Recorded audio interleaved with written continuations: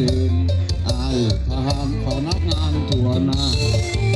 มาเด็กงานสาวเสียงความหนาวได้ดึงสะดือจากบ้าน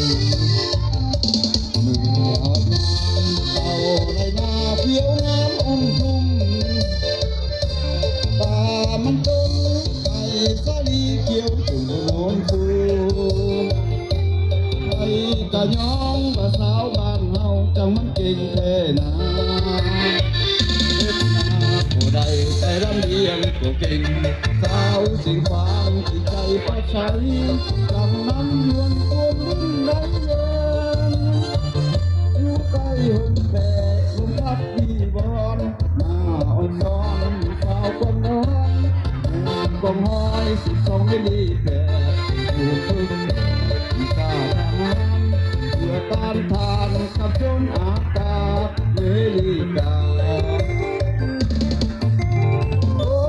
สาวเสียงฟังสาวบ้านเฮาสมศรีเป็นหญิงหนุ่มดาวลาอาหารสมเป็นลูกหลานของป่าสาชนเหมือนนกแอ่นบินเจอทั่วเมืองลาวหน้าฮักแท้แม่สาวเสียงฟังหน้าสวยๆตาดำๆข้อกลมทิ้งบางแจ่มใส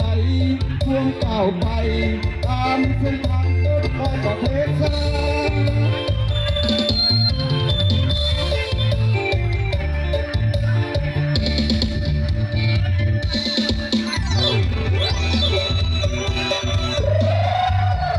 เอาจากคนไหนมาฝากเราส่งเลยเอาเชิญ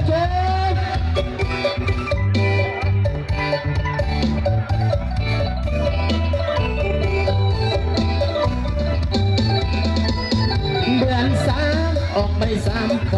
ำในมายามละสาวบ้านผู้ไทยมาคำพูดคนเขาเป็นฮีตของเก่าและของเขาผู้ไทยสาวบ้านวัฒนธรรมใหม่ทำสาวไว้ประเพณีอันเป็นราม